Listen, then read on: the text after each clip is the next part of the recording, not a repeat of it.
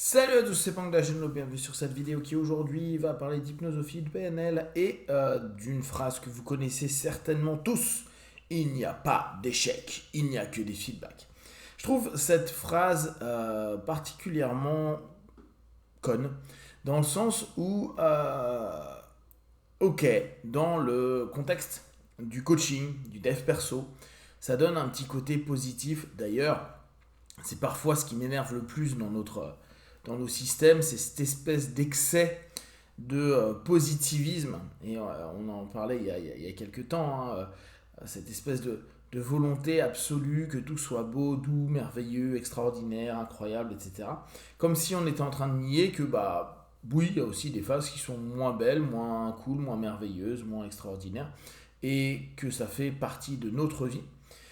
Et que plus encore, quand on va en parler à des personnes qui en sont dans le besoin, c'est peut-être aussi important de leur dire à un moment ou à un autre, même si tu vas mieux, même s'il y a des plus, ça n'empêche en rien que la vie, ta vie, tes choix, tes décisions, tes retours d'expérience, bah, puissent t'apporter des downs, des moments où tu vas un peu te péter la gueule. Donc vous savez, moi je suis très voix du loser, hein, celui qui chute beaucoup. Et qu'il est important de prendre en compte que tout ne sera pas beau et qu'importe le système psycho-émotionnel que tu fais, qu'importe le système religieux que tu vas prendre ou le système spirituel que tu suivras, il y a un moment ou un autre, il faut bien se rendre compte que bah, il va y avoir des choses qui vont être dures à vivre, des choses qui ne seront pas chouettes, des choses qui vont être bah, aussi de ton quotidien et que le plus important, à la place de nier ou de ne pas vouloir voir cette obscurité, c'est de l'admettre et de pouvoir jongler avec. Dans cette petite phrase, donc, qui est un présupposé qu'on retrouve beaucoup en PNL, et je crois qu'il venait de la linguistique, ou non, ça venait pas de la linguistique, de Korbinski, je crois. Bon, bref, je ne sais plus vraiment.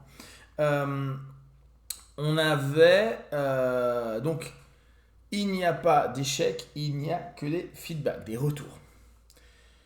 Ok, on pourrait se dire c'est cool, tu vois, je n'échoue pas, j'apprends. Ouais, vous savez, toutes ces phrases qu'on retrouve dans les mèmes, et y a tout le monde qui nous, qui nous met sur Insta un petit truc comme ça, avec eux qui sont en train de regarder l'horizon, ou eux à la fin d'une compétition, en train de sur le podium, ou au pied du podium, en train de faire c'est pas grave, j'apprends. C'est cool, mais la réalité c'est que oui, il y a eu un échec. Et des échecs, il y en a eu un, il y en a eu 10, il y en a eu 1000, il y en aura des dizaines de milliers, et peut-être plus encore dans toute notre vie, ou même à partir du moment où vous plongez dans les milieux du dev perso, dans les milieux de la recherche de soi-même, de la compréhension de soi-même, etc. Les échecs, on a vraiment l'impression que c'est quelque chose qui est tabou. Genre, non, tu ne peux pas avoir d'échecs, mon petit gars, tu ne peux avoir que des retours. Ne prends pas ça comme un échec. Et en quoi prendre des éléments et des conclusions, que ce soit d'une expérience, que ce soit d'une compétition, que ce soit d'une relation, que ce soit d'un discours, que ce soit d'un travail qu'on a fait, ne puisse pas amener à un échec. C'est-à-dire, bah, je n'ai pas réussi à faire ce que je voulais, partager ce que je voulais, créer ce que je voulais, obtenir ce que je voulais. Et oui, effectivement, il y a réussite, échec. Et bah, si je réussis pas, j'ai un échec. Si je réussis pas aussi dans là où moi je voulais aller, parfois, ce qui peut sembler une réussite pour des gens peut sembler un échec pour quelqu'un. Quelqu'un se disait, bah moi je veux structurer mon truc comme ça, je voudrais que j'ai tel ou tel résultat. Il y a un résultat qui n'est pas vraiment celui-ci, les gens sont satisfaits, mais nous on ne l'est pas. Bon, l'échec, ça nous apprend à justement prendre ce temps pour créer un recul et avoir un feedback. Donc quand on dit il n'y a pas d'échec, il n'y a que des feedbacks, c'est faux. Il y a des échecs qui nous permettent de se poser et de voir le retour d'expérience, les erreurs, les différents éléments qui ont été dissonants ou qui n'ont pas permis d'atteindre notre objectif. Mais c'est parce que j'admets que j'ai foiré quelque chose que j'ai un retour. Parce que dans ce cas-là, il n'y a pas de victoire, il n'y a que des feedbacks. Bah oui, pourquoi il faudrait que ce soit que l'échec? Il n'y a pas vraiment de victoire. Mais dans l'absolu, alors il n'y aurait plus rien parce qu'il n'y a que des feedbacks. C'est intéressant de vouloir couper cette notion d'échec. Vous savez, c'est un petit peu l'élément pendant quelques années où je m'étais un petit peu révolté. Je me révolte un peu beaucoup, je trouve, sur l'idée de ne pas utiliser la négation en hypnose. Je vous ai dit qu'une fois, c'était au stage de Bandler, en anglais, j'avais capté ce do not, ne fais pas, voilà, fais pas. Et c'est là où je me suis dit, ah bah oui, bah, le cerveau, en fait, sémantiquement parlant, il comprend, surtout chez nous en France, avec le ne venant en premier, on sait très bien qu'une négation, c'est comme un sens interdit. Et je m'étais dit, mais pourquoi on veut absolument qu'on n'exprime pas une négation. Et je trouvais que dès lors, l'explication qu'on donnait d'un point de vue sémantique n'avait plus forcément des masses de sens. Donc, on a comme envie, dans le travail qu'on fait sur soi-même, d'aller dans un espèce d'excès. Pareil, en hypnose, il y a des moments où on disait à nos apprenants, et moi j'ai été de ceux qui ont fait, pratiqué, et de ceux qui ont partagé cette idée, que il fallait éviter les mots négatifs, etc. L'expérience a fait que en fait, on s'en bat les tripes du négatif et que ça n'apporte pas de problématique dans l'accompagnement qu'on fait. Mais on a, de façon générale, ce milieu-là aime bien éviter la négation pour ne pas remettre à mal, créer des conflits, comme si la personne avait besoin de nos petits mots négatifs pour déjà se foutre la merde dans la tête ou dans son corps. Ne vous inquiétez pas, vous n'êtes pas tout puissant, quoi. Et personne ne l'est sur quelqu'un d'autre. C'est pas nos petits mots négatifs qui vont le mettre mal.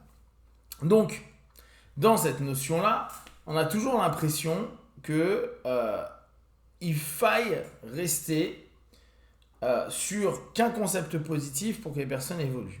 Mais ça nous coupe de réellement ce qui est intéressant et là en l'occurrence on va reprendre l'échec, dans le négatif et dans l'échec, qui est de capter, comprendre, étudier, se reposer des questions, se recadrer vis-à-vis de ce qu'on a mis en place, pensé, ou peut-être qu'on pensait depuis des années.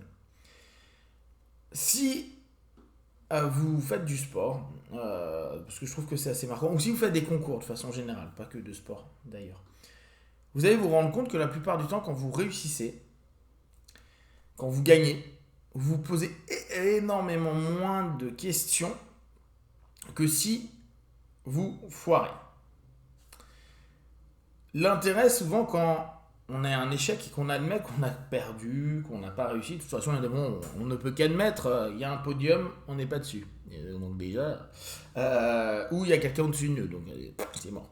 Ou on a fait un concours et on n'est pas dans ceux qui sont sélectionnés. Donc c'est factuel.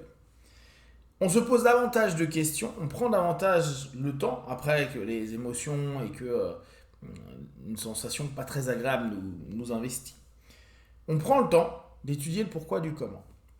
Alors que quand on est dans la réussite, c'est pas le cas. La plupart du temps, on est assez festif et vu qu'on utilise un biais, on se dit ah bah mais j'ai réussi parce que je me suis bien entraîné. J'ai réussi parce que j'ai été bon là-dessus. J'ai réussi parce que c'était mon jour. On se trouve des éléments.